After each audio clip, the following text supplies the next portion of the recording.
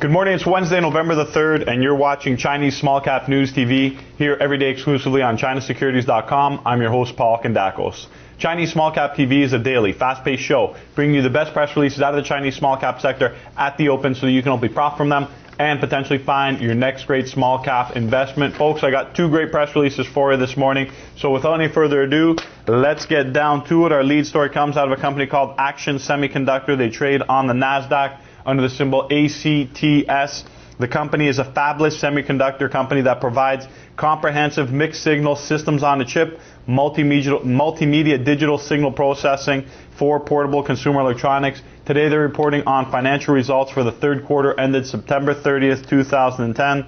We've got some highlights which include, and note these are all US GAAP based numbers. We've got revenue for the third quarter of 2010 was $9.3 million.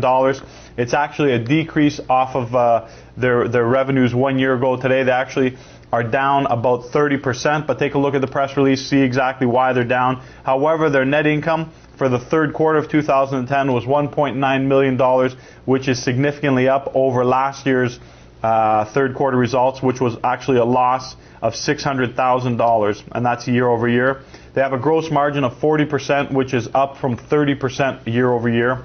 And finally, the company ended the quarter with $54 million in cash and cash equivalents. Company is last at $216, high of $255, low of $1.95, market cap of approximately $185 million.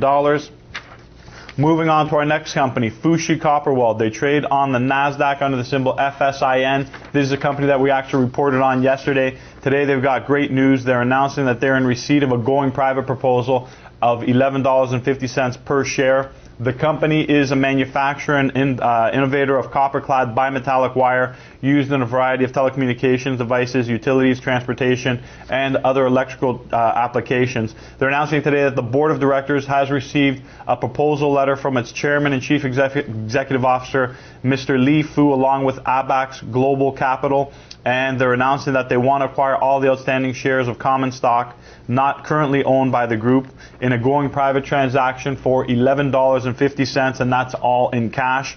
The company closed yesterday at $9.10, so you'll see a premium there of about 25%. They've got a 52-week high of $12.94, low of $6.50, market cap of approximately $343 million. And that's a wrap for today's show. Thanks for joining us. Make sure to join us again here tomorrow. We've got more great press releases coming out of the Chinese small cap sector at the open.